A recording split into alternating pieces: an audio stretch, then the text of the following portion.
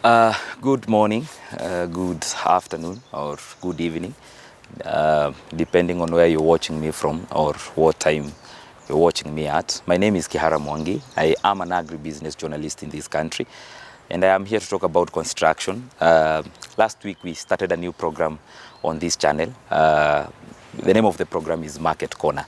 Na last week tulianza na episode ya kwanza. This week we're doing the second episode. Na tukakubaliana kwamba it will be all about looking for market for different products za farming. And we agree that this is the challenge that has been facing so many farmers. And since the last week, that was on Thursday when we released the first episode, kuna watu wengi sana ambao wameni approach na wakaniambia, Kihara, we would like you to speak about tomatoes, to speak about cabbages, to speak about potatoes, to speak about different other things and where we can get market for those things and probably have a link in between the farmer and the market. Because last week tuliongelelea about poultry farming, kukuza kienyeji, ambazo for now, it's what we have been able or we have managed to get a market for. I told you that we have partnered with Potter's Poultry Farm, ambao watakuwa wana sign up farmers. You sign a contract, you get into the project. We said we need about 100 to 200 farmers ambao wataingia ndani ya hii project, and then they will buy the initial stock ya vifaranga from Potter's Poultry Farm, and then after 4.5 months to 5 months, wakati hizi vifaranga kuku zitaanza kutaga mayai, then Potter's Poultry Farm will come in and buy the eggs from the farmer. So that is one market that we have been able to identify na tukaanzana nayo. So the next step is looking for market for other farm produce. But today we agreed we will talk about constructing a chicken cage. There are so many factors that you need to consider when you're constructing a chicken cage, depending on uko na kuku zinatoshana aje, kimfuko pia unakaa aje, do you have enough capital, enough money to construct what we would call probably a high-end chicken cage. If you do not have, don't worry. I've tried to scale it down to make sure that at least everybody can be able to construct a chicken cage kulingana na uko na pesa ngapi na kulingana na mfuko wako. But there are factors that we need to consider first before you even start talking about constructing a chicken cage. And these factors are one, the main one and the most basic one, security. Unataka kujenga wapi? Where is your home? So that again, you do not go invest your money in buying the chicks. It's not that cheap. 23,000 investing in the first project, sio pesa kidogo. So you need to be very careful. You've gone and bought the chicken or the chicks, then you bring them into your farm. Place unazileta ni wapi? Do you have enough security in a place that you want to rear your chicken from? So if you do not have security, you need to consider probably constructing a more strong, a more permanent house. Probably using stones or something like that. But if security is not an issue, that is why I've said it's the most basic factor that you need to consider. If security is not an issue, the next thing that you need to be asking yourself is about space. What kind of space do you have? And if the space that you have is good enough, if it's big enough, you need to ask yourself, hii space niko nayo ni yangu ama nimelease? Because again, you can't go and start constructing some very heavy permanent houses kwa nyumba ya kukondesha, unless you have such kind of an agreement with your landlord. Then you need to also consider what kind of a house you will construct depending on where you are. So the first factor I've said is security. The second factor is space. Kama space uko nayo ni permanent ama ni ya kulease, so that again you can know what kind of a house you will construct. The third factor ni the number of chicken that you want to rear.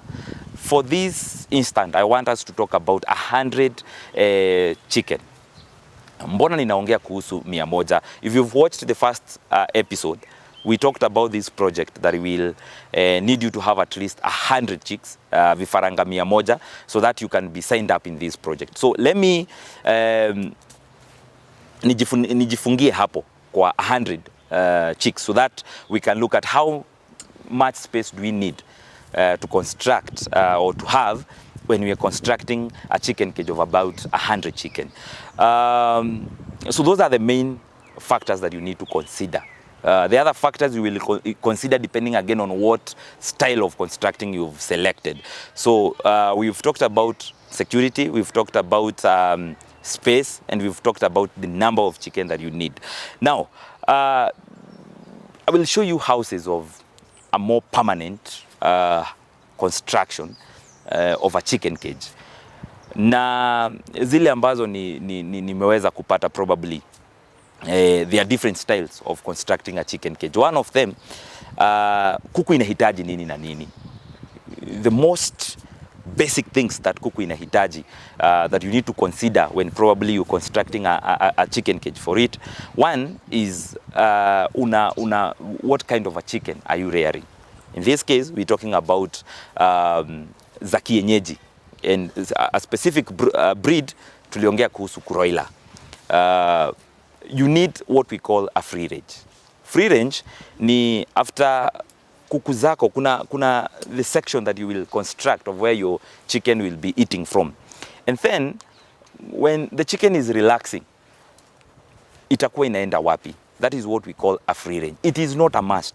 Again, that is why I said you need to consider the kind of space that you have. So you can have a free range if you have enough space in your farm or where you're constructing your house from. If you do not have enough space, a free range is not a must. I want us to consider people that are investing in poultry farming for the very first time. If you have the money to construct, probably you can choose a more permanent house, like the one that is running on your screen.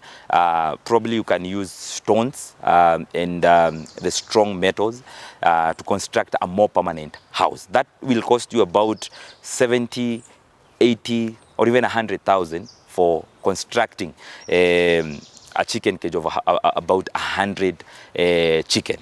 But for someone that is starting this or doing this for the very first time, you need something that is cheap, you need something that is manageable, you need something that you can be able to outsource materials locally or from wherever you are at. And so I have tried to look at what kind of materials do you need, and that is what I will be talking about today. We construct here's a cheap house with readily available materials, but at least we make sure that we have followed the requirement or the necessary things that we're supposed to do, so that again, nyumba yako ni cheap, yes, but the chicken is comfortable. So there are things that you need to consider even when constructing a cheap house. One thing that you need to consider is space, the required space per chicken. Last time I touched kidogo, and we said that we need, every chicken needs at least a 1 feet by 1 feet. That is 1 feet width, 1 feet length. That will be enough for every one chick. So if you're doing 100 of them, then of course you will need to divide that by one. And that means kama unahitaji kuweka kuku 100, then you need 10 feet by 10 feet. So you will need to consider how many chicken that you need to rear. For this case, we're talking about 100 chicken. And if we are saying that one chicken inahitaji kuwa na 1 foot by 1 foot, then 100 of them then will need 10 feet by 10 feet. That will be enough. So kama ka space kenya uko nako, at least you know you can be able to get 10 feet by 10 feet. That is width, so that it can carry 10 and then 10. That will be 100. So space is key. There is a disease called cannibalism kwa kuku, and it's a disease that ama ni tabia, it's a behavior ya kuku kukulana. Unapata kuku zako zinakulana, and this is because probably zimefinyana sana, there is not enough space. And that is why we are saying that space is very key, so that you consider unahitaji space inatoshana aje depending na uko na kuku ngapi. We are talking about 100 of them, so we have already agreed that if you need 100, then you need 10 feet by 10 feet or such kind of a space. The next thing that you need to consider is the height of your house. If hauwezi simama ndani ya hiyo nyumba, then that is a wrong construction for your chicken. Why? We're trying to look at temperatures. Kumbuka, we are saying that we're constructing a very cheap house kwa kuku, so we will use things like iron sheet. Na vile nyumba ni kadogo, ni kafupi, the same way temperature itakuwa high, and chicken don't really like high temperatures. So consider a good height of about 7 to 8 feet tall. That will be enough for the chicken. So that is another factor that you need to consider. The other factor that you will need to consider is what we call aeration. Kwa nyumba yako hewa inaingia namna gani? Kuku zinapenda sana fresh and clean air. So you must make sure that you consider from which side you will leave open so that your chicken can have enough air at any given time, either it's during the day or it's at night. That one is something that you really need to consider. Something else, and probably the last thing that you really need to consider, is lighting. I have been told by experts before that at least kuku inahitaji between 12 and 16 hours of light. So one, you need to consider that ujajenga nyumba ambayo iko na giza sana. And number two, even at night, make sure that you have enough lighting so that at least you can have 12 to 16 hours of light inside kuku ya nyumba ya kuku zako. So those are the basic factors that you need to consider even when constructing a chicken cage ambayo ni cheap. So how cheap is this chip that I'm talking about, and where do you outsource for these materials that you will need so that you can construct a chicken cage? And I've tried to even count the cost that you will incur in constructing a house or a chicken cage of about 100 chicken. One, zile materials ambazo unahitaji na kwenye unahitaji kuzitoa. Think about the space that you've talked about, 10 feet by 10 feet. If you, to go around the 10 feet by 10 feet, then you need 10 feet one side, 10 feet the other side, 10 feet the other side, and 10 feet the other side. So in total, you need about 40 foot. So you need to first consider ile space uko nayo so that you can know utatumia construction materials zinatoshana aje. And zile vitu ambazo unahitaji, the basic ones. One, tulisema floor ya nyumba ya kuku inahitaji kuwa rough. Not necessarily very smooth, so you do not need to cement it, but at least ikuwe rough. So you will need sand, probably, and you will also need the hardcore. The hardcore, using some experts, to construct nyumba ya kuku 100, you need at least 9 wheelbarrows of hardcore. One wheelbarrow will cost you about 250 shillings. 9 of them zitakuwa enough to make the surface rough. Number 2, you will need sand. Sand, from where I come from, in most places, wheelbarrow moja ya sand, it's about 150 shillings. You will need at least 9 of them, at least to mix the sand and the hardcore, because again, I have said you only need your surface to be very rough. Something else that you will also need is cement, so that you can make the ground firm. That is to mix the hardcore and the sand.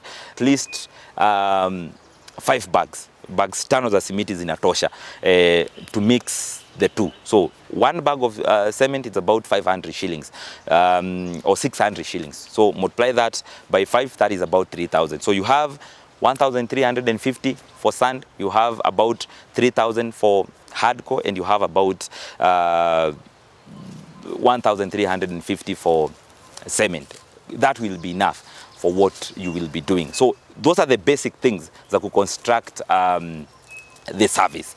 So we look at the sides of your house. Unahitaji kuijenga na nini? Let us talk about poles. And I have tried to outsource for what kind of poles that you can use.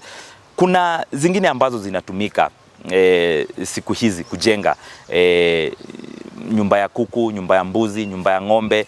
Not the main poles zile tulikuwa tunatumia, probably that are more expensive, za cypress. It would cost you about 400 shillings or 500 shillings for the most expensive one per pole. You will need about 20 to 25 poles if you're constructing nyumba ya kuku 100. So don't go for the most expensive one, the ones for 300, 400 or even 500 shillings. You can use the cheapest ones, Zico, and you can see some pictures or images of some of them. I've tried to outsource some of them so that you can see. So tumesema kwa kutengeneza kupandisha, we'll need to use the poles, and these poles I've told you, on average you will buy one at 100 or 150 or 200.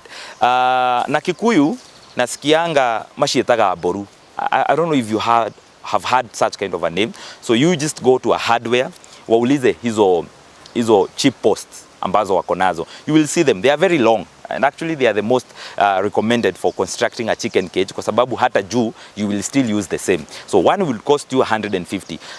You will need about how many of them? About 20 of them. So 20 of them, multiply that with 150. That is about 3,000 that you will need. The next thing that you will need are iron sheets. Now, hapa ndio kizungumkuti iko. How many iron sheets do you need? Just take one iron sheet. The measurements of one iron sheet is about 3 feet by 7 feet or something like that. So if you constructing a 10 by 10, then you will need about 22 iron sheets. This is including even the roof. And remember, mbao za kuweka kwa roof or making the roof, you will still use the same poles that you bought at 150 per one. So the 25 of them are enough for sides and even making your roof.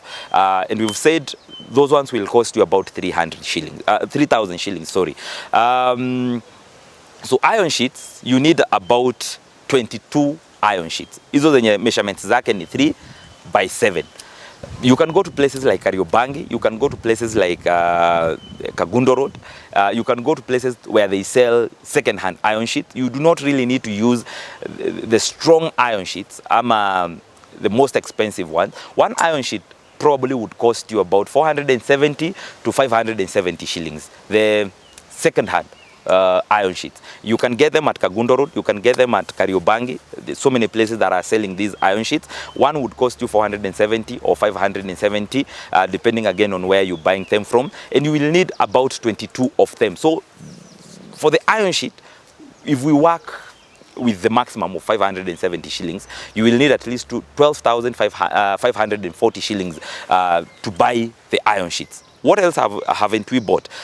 Tuko na mchanga, that is the sand. We have the hardcore. Tuko na simiti, tumenunua mabati. Now we're looking at the chicken mesh. Why chicken mesh? This again is for security and also for the air that we talked about, aeration. You need to leave one side open or some space open. So you will need to use chicken mesh. Chicken mesh, iko na gauge tofauti. There is the cheap one, there is the medium one, and there is the expensive one, which is strong. Because again, depending on how much you're buying it, ama the gauge that you're buying, ina determine utainunua na pesa ngapi. The most expensive one per piece is 700 shillings. And you will need like 3 or 4 if you're constructing for 100 chicken.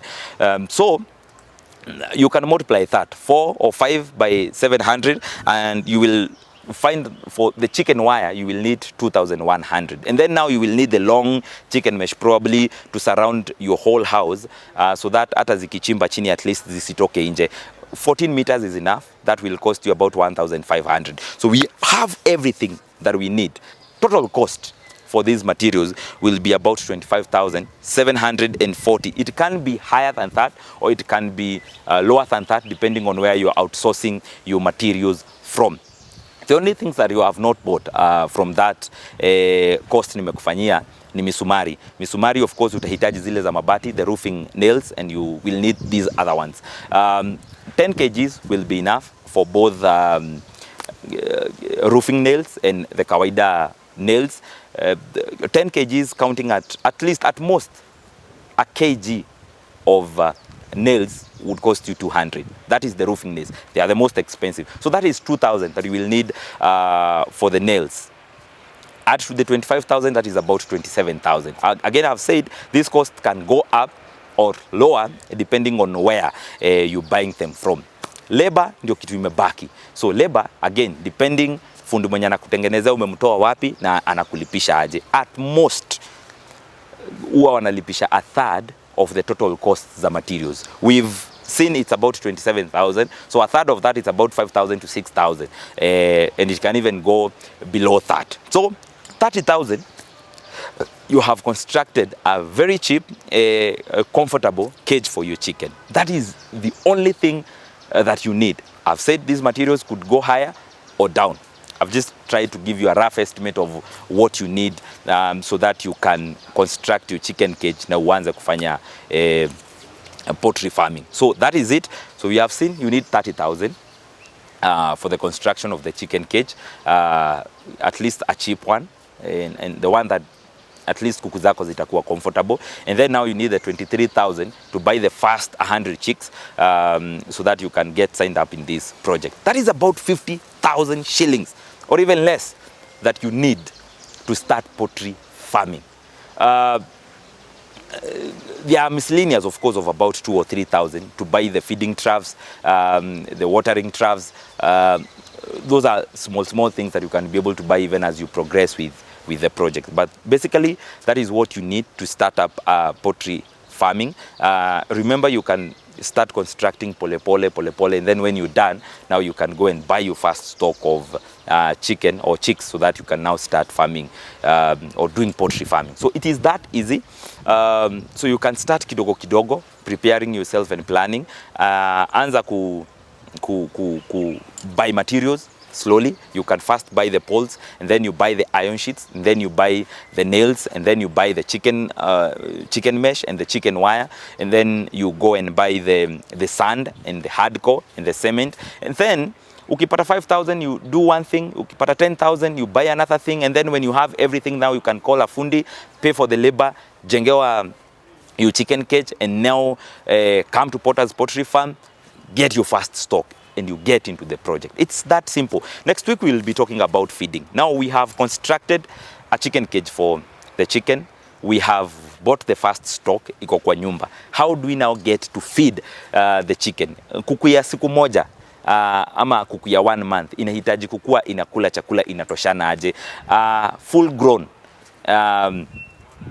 chicken inahitaji kukua inakula chakula inatoshana aje? That is what we'll be discussing in our next episode, and I'm really hoping that I will have Joseph Njehia, an expert in poultry farming, to at least guide us on how we're supposed to feed our chicken and what we're supposed to feed the chicken with. That one we'll be discussing in the next episode. This is Market Corner. My name is Kihara Mwangi. I hope you have learned something about constructing a chicken cage. Continue supporting this program.